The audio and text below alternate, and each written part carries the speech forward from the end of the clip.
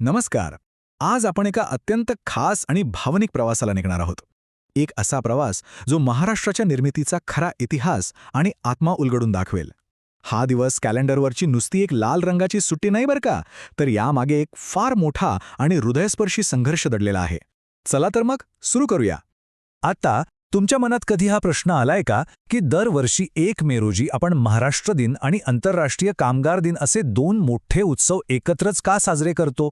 हा काही निव्वळ योगायोग नाहीये. या प्रश्नाचं खरं उत्तर आपल्या राज्याच्या आणि इथल्या कष्टकऱ्यांच्या इतिहासाच्या अगदी मुळाशी जोडलेलं आहे.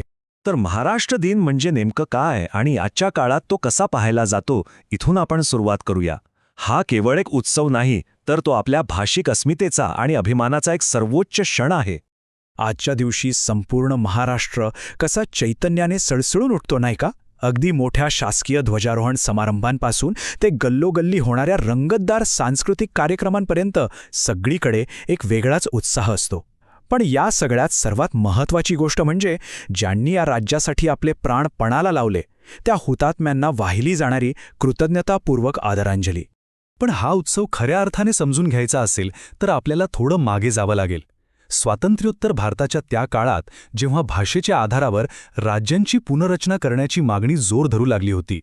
झालं असं की 1956च्या राज्य पुनर्रचना कायद्याने देशभरातल्या अनेक राज्यांच्या सीमा भाषेनुसार निश्चित केल्या. पण इथेच एक मोठी गोम होती. त्यांनी बॉम्बे स्टेट म्हणजे तत्कालीन मुंबई राज्याला मात्र द्विभाषिक राज्य म्हणूनच ठेवलं. आणि स्वाभाविकच इथूनच भविष्यातल्या एका मोठ्या संघर्षाची ठिणगी पडली. आता हे द्विभाषिक राज्य कसं विभागलं गेलं होतं ते जरा बघूया. एका बाजूला प्रामुख्याने मराठी आणि कोकणी बोलणारे लोक होते, तर दुसऱ्या बाजूला गुजराती आणि कच्छी भाषिक. या भाषिक फरकामुळेच पुढे दोन्ही बाजूंनी आपापल्या स्वतंत्र राज्यांची अतिशय आग्रही मागणी होऊ लागली. आणि याच असंतोषातून 1950च्या दशकात जन्म झाला एका महाकाय अशा संयुक्त महाराष्ट्र चळवळीचा.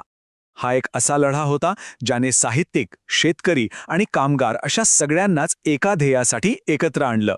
मुंबई आमचीच ही घोषणा तेव्हा फक्त एक वाक्य नव्हतं, तर ती एक भयंकर मोठी लाट होती. मुंबईसह स्वतंत्र महाराष्ट्र मिळालाच पाहिजे या मागणीसाठी लाखो सामान्य नागरिक अक्षरशः रस्त्यावर उतरले होते आणि ही घोषणा गगनाला भिडत होती. राज्याच्या निर्मितीचा हा संपूर्ण प्रवास जर आपण पाहिला तर तो अतिशय थरारक आणि तितकाच वेदनादायी वाटतो. सुरुवातीची ती मोठी जनआंदोलनं, मग तो 56चा कायदा, त्यानंतर आंदोलकांनी दिलेले सर्वोच्च बलिदान आणि सरतेशेवटी 1 मे 1960 रोजी मिळालेला तो अंतिम विजय, हे सगळे ऐतिहासिक टप्पे खूप काही सांगून जातात. पण मित्रांनो, आपण हे कधीच विसरता कामा नये की हा विजय आपल्याला सहजासहजी मिळालेला नाही.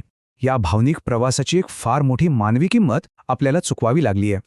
चळवळीच्या काळात, विशेषतः 3 मे 1957च्या त्या घटनांमध्ये ज्या वीर आंदोलकांनी आपल्या प्राणांची आहुती दिली, त्यांच्या स्मृतींना आपण दर महाराष्ट्र दिनी अत्यंत आदराने उजाळा देतो.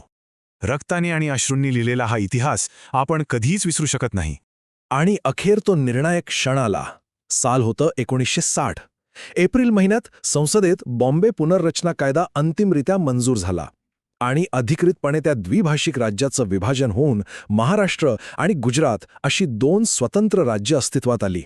या एवढ्या मोठ्या संघर्षातून उभं राहिलेलं आजचं आपलं आधुनिक महाराष्ट्र राज्य हे आपल्या सांस्कृतिक अभिमानाने आणि इथल्या कष्टकरी वर्गाबद्दलच्या आदरानं खऱ्या अर्थानं ओळखलं जातं. आणि हीच सांस्कृतिक ओळख आजही कशी बहरते ते बघा. दादरच्या शिवाजी पार्कवरची ती दिमागदार परेड, पारंपरिक लावणीचा ठेका, मातीतली लोकगीतं आणि आपल्या मराठी संतांच्या अजरामर ओव्या, या सगळ्यातून महाराष्ट्राची खरी संस्कृती आजच्या दिवशी अगदी डोळ्यांचं पारणं फेडतेय. आधुनिक कालातील एक अतिशय रंजक गोष्ट सांगू का? 2003मध्ये बरोबर याच तारखेला मराठी विकिपीडियाची अधिकृत सुरुवात झाली होती. आपली मायबोली डिजिटल विश्वातही अशीच प्रगती करत आहे हे पाहणं खरोखरच खूप अभिमानास्पद आहे, नाही का? आता पुन्हा आपल्या सुरुवातीच्या प्रश्नाकडे वळूया. राज्याचा जन्म बरोबर आंतरराष्ट्रीय कामगार दिनीच व्हावा, हा एक अत्यंत सुंदर आणि काव्यमय ऐतिहासिक योगायोग आहे. कारण ज्या कामगार वर्गाने रस्त्यावर उतरून या संयुक्त महाराष्ट्र चळवळीचं नेतृत्व केलं, त्यांचा यापेक्षा मोठा आणि यथोचित सन्मान तो काय असू शकतो? तर राज्यनिर्मिती आणि कामगारांचे हक्क अशा या दुहेरी आणि अभिमानास्पद उत्सवावर विचार करत असताना मी तुम्हाला एका महत्त्वाच्या प्रश्नासोबत सोडून जातो. आपण सगळे मिळून संघर्ष, संस्कृती आणि सन्मानाचा हा महान मराठी वारसा भविष्यात असाच कसा पुढे नेणार आहोत? नक्की विचार करा.